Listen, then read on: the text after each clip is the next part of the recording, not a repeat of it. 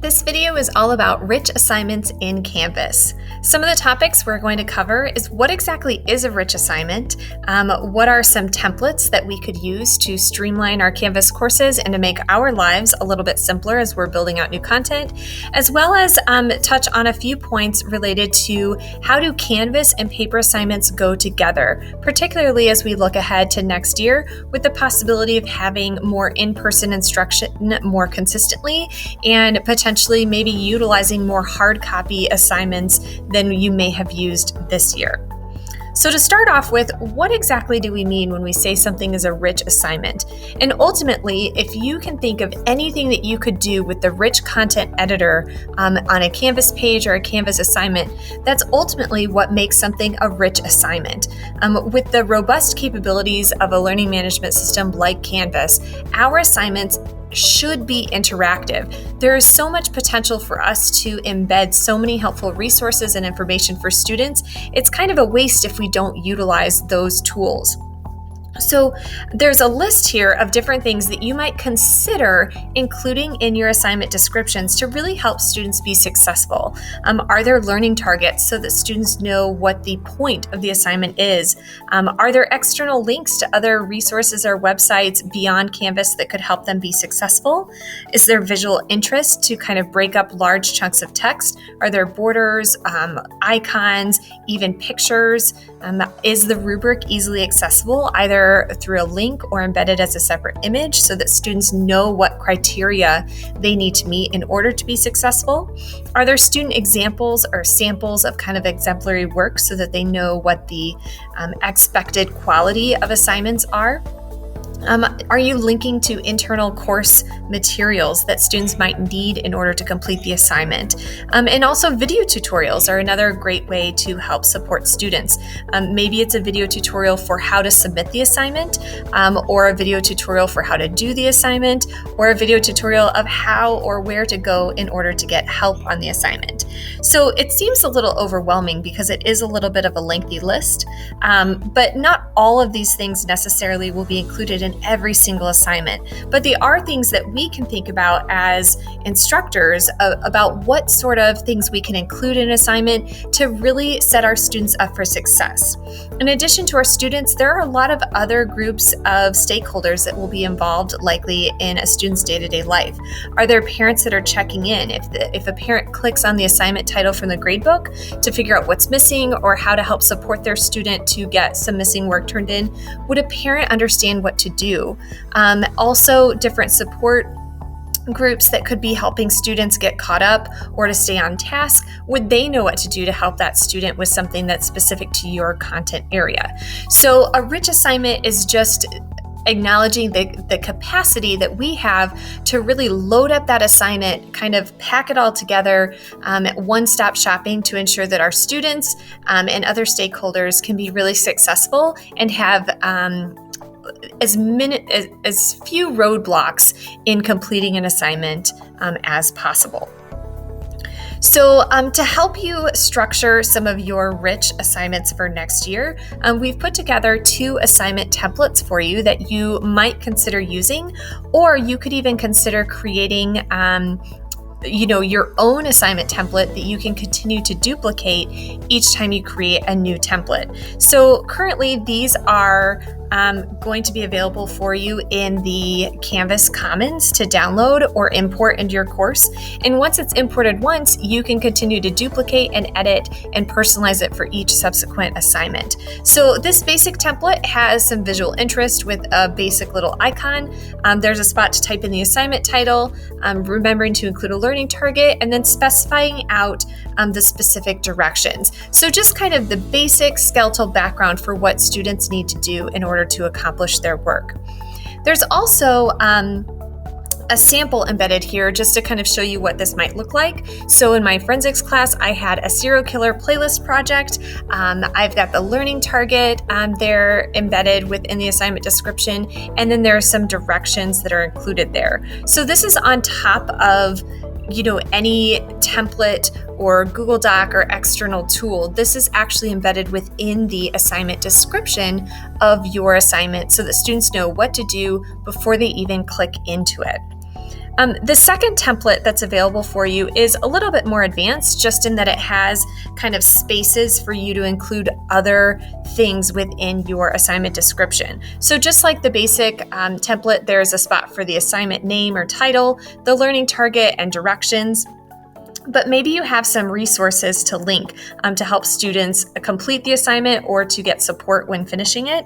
It's a great place to include a bonus direct link to your email so they can shoot you a quick line in case they get stuck. And also to embed an image or a picture of something that shows some sample work so that students, when they're working on their own, they kind of have a benchmark to be shooting for. So that's always helpful just to have some visual representation. So just like before, here is a sample of what that might look like. Again, this one is in my forensics class, and so we have a learning target for this footwear activity. The directions are included and listed out, and then there's lots of resources linked there. So since I'm having students use Kami to complete this assignment, I've linked specific Kami resources from Kami's website. They're not even things that I created. You can even see the little icon there that it's an external link. I'm linking them to the slides that we used in class to cover this content in case they don't remember what class versus individual characteristics are. And then there's a direct link to contact me if they need help. And then right there on the side, it shows a sample image of what this work should look like when they're done, so that they know what they're shooting for. The final thing for rich assignments to kind of touch on very briefly today is just this idea of paper assignments, because next year we're likely going to have the opportunity potentially to include a lot more paper assignments than maybe we were able to this year while balancing the struggles of hybrid and remote learning. And so one thing to keep in mind is that we are still continuing to use Canvas as our main hub of delivering our content and to make these resources available and accessible to all of our students. So we can still continue to link or embed these things in our Canvas pages, even if you're distributing a hard paper copy. Are you embedding that as a link? Are you embedding it using the Google Drive app? So that if a student is absent, if it is the assignment title is clicked on by a parent from the gradebook, or if a student just needs to access it at a later date and can't remember exactly what that assignment is, they can see a blank copy of it to kind of trigger their memory, and then they can find it in their binder. So we have the ability to link things, to have lots of visual resources, and so it's really great to kind of still populate things within Canvas, even if you are distributing them in person. So keep in mind, again, that assignment description is such a great place to include all of that helpful information that continues to make it a rich assignment, even if your students receive a paper copy. You could even consider differentiating a little bit and allowing students to submit an electronic or a paper copy, by making that link available, and then they have some options to kind of work by hand or online, depending on what they prefer. And then also, one thing that I like to think about, especially as we look ahead to potentially opening up parent access to Canvas in the future, is what information would be helpful if a parent clicked on that assignment from the gradebook.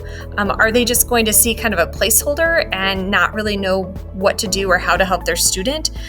Or are they going to see a bunch of resources that they could click on, familiarize themselves with the content, maybe support their student or help their student find a specific document? If we kind of look at it through that lens, I think it's a lot easier to consider what sort of things to include in those rich assignments. So really quickly here, before I wrap up this video, I wanted to show you kind of how this might evolve. So in this first one, I have an assignment created for my Avid students where I'd like them to submit their focus notes that they took while we listened to a podcast as a class. And so as a basic assignment placeholder, this is fine, right? Like I've used an emoji to give a visual cue. I always use a pencil when students need to submit something. It's not secret. They know that it's focus notes, and they know what the focus notes are about. And so this would be a standard, say, online submission where they're uploading a file or sharing a link to some digital notes that they took. So my students, if they were in person that day, probably know what this is for and would know how to do it. But what if they were gone? What if somebody clicked on this and didn't know what to do? Do they need to take notes? Do they need to make notes? Do they need to look at some notes? What's going on here?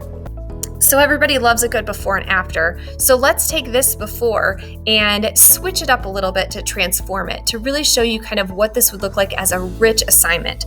So now within my assignment description, there's a lot of information here. And like most things in Canvas, you're front loading a lot of this work because it is obviously going to take a lot more time to create an assignment with all of this information. But think about the number of questions that you are not going to get now, as students are going to be empowered to be able to problem solve on their own and find what they need to submit quality work that they can be proud of, as well as some of those outside groups that are helping support students in completing this assignment. So I have some visual cues. I'm breaking up these large chunks of text with some dividers with the dotted line border. I have learning targets so students understand what the point of the assignment is and why we're doing it, how it ties in with our curriculum.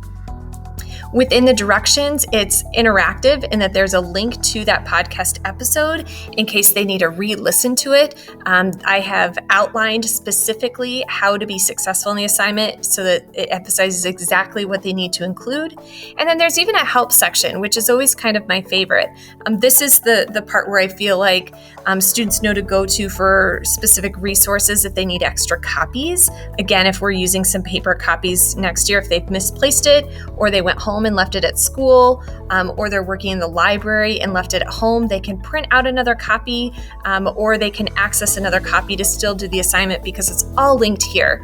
I also, one of my favorite tips and tricks to save myself time and feeling lots of late night emails is to include quick video tutorials that I film using Screencastify from student view so that they can see, as I'm acting as if I were a student, what I would do or what I would select in order to submit the assignment in the way that I've requested it. Because as you know, there's lots of options in Canvas and it can be really confusing for students. So having some of those quick video tutorials, again, takes a little bit longer on the front end, but saves us a ton of time on the back end. So I hope this video showcased a couple of things for you to consider as we look ahead to creating new assignments for next year or editing and tweaking some of the hard work that we did this year. So if you have any questions about rich assignments or some things to include or how to include certain elements that you'd like to, be sure to let me know.